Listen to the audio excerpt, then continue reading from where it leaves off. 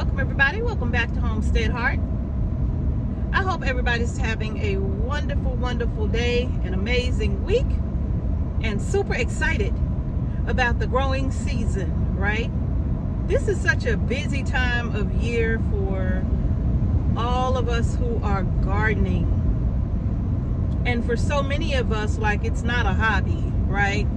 It's not a hobby. It's not something we do or you know, we don't take it as a pastime, right? Well, this is something that we do for the sole purpose of growing our food for our family for an entire year, right? And doing it that way, it's very rare that we have to buy things from the supermarket, because we're able to not only harvest it ourselves, we're able to preserve it ourselves one way or another. So we are excited about that. And one of the things that I could tell you that I am most excited about is getting more cowgirl candy on the shelf. Look, you all were right. There were so many of you who said, Mrs. H, once you try it, you will not be able to stop. And I'm here to tell y'all, your girl is down to her last few jars of cowgirl candy from last year. And that's only because I had to literally take my time and not go through it just so super fast, right? And doing it that way has really allowed me to preserve my little cowgirl candy. Mr. H, you know, I can him so many jalapeno peppers, sliced and diced. I can him so many peppers. So he was good. You know, he'll have enough peppers to last until the harvest comes in just a couple of more months, right? So me, not so much. Now, the strange thing is that Mr. H does not like the cowboy candy or cowgirl, whatever you want to call it. You know, I know there's a difference between the two, cowboy candy and cowgirl candy, but he doesn't like it regardless. He doesn't like the peppers being sweet, and he don't like that. He like his straight peppers, okay? So until the harvest comes in, he's gonna be okay. Me, not so much. I don't think I'll make it because I do love and enjoy eating it with everything, with fish, with chicken, with turkey. It doesn't matter. I put it on my salads, right? It doesn't matter. I just love eating it. It is so good. And when I make just like a little simple salad with avocado and different types of berries and all of that, I will sprinkle some of that cowboy candy right over the top of it, and it just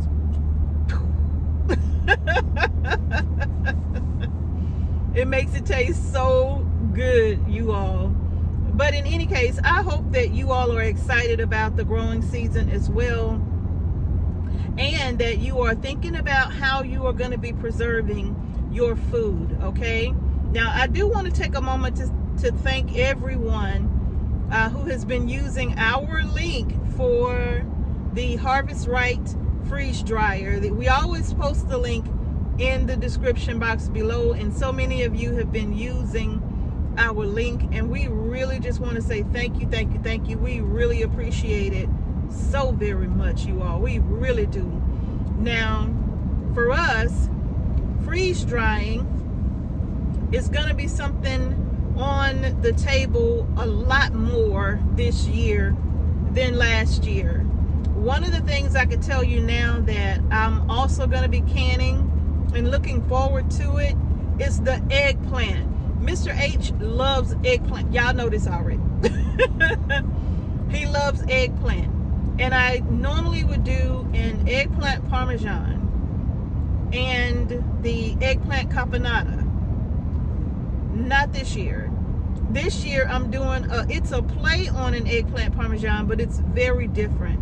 So this one is just something I'm calling a cheesy eggplant bake, okay? Because it has some variations that kind of take it away from being a parmesan. but it's very similar. And in any case, we found out that we like it this way more than just the eggplant parmesan. Mr. H loves it, right? So we don't have any more. All of those that I put up last year, the eggplant parms and the bakes that I put up last year, we have been out of those. We were out of those come December because we enjoyed them so much. And I'm thinking, well, I'm going to control how often we eat this to make sure we have enough to get us through until the next growing season, okay? And it didn't work out that way because both of us enjoyed them so much. It seemed like we were eating one every week, and then we're out now. We don't have any more. So I have to do a lot more of the eggplant bake. And yes, I'm going to share with you all how I do it and how I put it away for later use, right? I freeze it, and I'm going to take y'all along with me when I do that, okay? But also, the other way that we've done our eggplant, we've made the caponata. Caponata's good. Oh, it's so good. It tastes good on just about anything you want to eat it with, whether it's pasta over rice. It doesn't matter. We enjoy it, right? But over the winter, if you could call it a winter, over the cooler months, I'll say, over the cooler months, we found out that we enjoyed the eggplant chili more than the caponata. So we still have like 12 quarts of eggplant caponata from last summer's preservation, right? So I'm not canning. We have no eggplant chili. So I'm not canning any eggplant caponata this year. I will only be doing the eggplant chili, and that's it, okay? Now, when you're growing food to feed your family and you putting it away, y'all, this is how you find out what it is that you love, what your family loves the most, so you'll know what to can the most of. I grow a lot of eggplant, okay? I grow a lot of eggplant. And so in growing all of that eggplant, I was doing the eggplant parmesan, the eggplant bake, the eggplant caponata, the eggplant chili. I didn't do eggplant fries last year. I think I have something else in mind though. Oh my goodness, do I have something else in mind though, right? Instead of a fry, I'm gonna save it. I gotta test it out first, and then I'll let you all know. And then we'll, if we love it, we'll bring it to y'all, okay? Y'all know I'm always coming up with new recipes because look, my mind, that wheel get to going, and I'll try something and create something in a heartbeat, and Mr. H will be like, oh, I love this, or he'll be like, no, I don't know about this. But I'm always doing stuff, so I'm gonna run the idea about him, or by him. No, I'm just gonna make it and see what he thinks. And if he loves it and I love it too, then yep, I'm gonna be sharing with you all what I have in my mind right now, okay? All right, you all. So thinking about preserving the harvest, y'all start thinking about that right now. Start thinking about that ahead of time. Get your recipes out according to the foods that you're planting and growing. Get your recipes out. Get them out. Dust them off. Put them on your refrigerator if you have to, right? Take them out. Get them ready. Start thinking about all of the ingredients you're going to need. If you're going to be water bath canning, if you're going to be pressure canning, if you're going to be dehydrating, right? Now, I'm always thinking about like my bell peppers and all of that. You all, I love dehydrated bell pepper more than I love freeze-dried bell pepper, more than I love frozen. I love dehydrated bell peppers.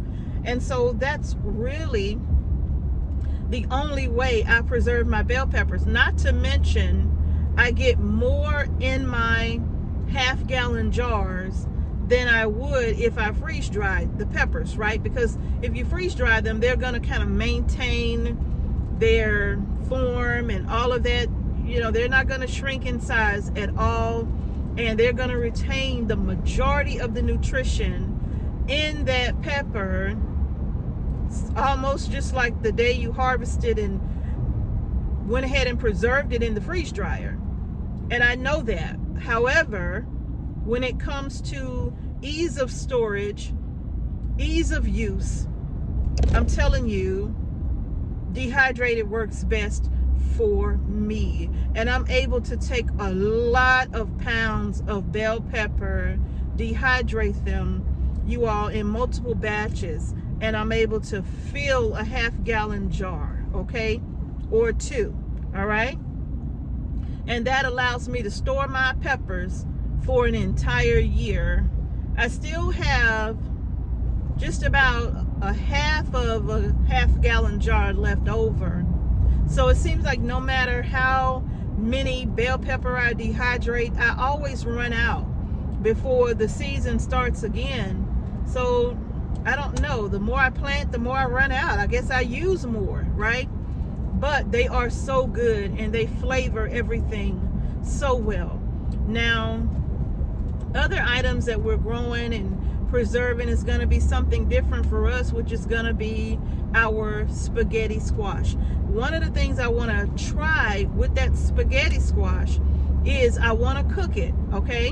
And I want to make a nice dish, pasta dish with the spaghetti squash, but I want to freeze dry it in portions to see what that texture is going to be like, if we're going to love it just as much as we would if it was just eaten immediately after being cooked, right? So I'm excited to try that as well.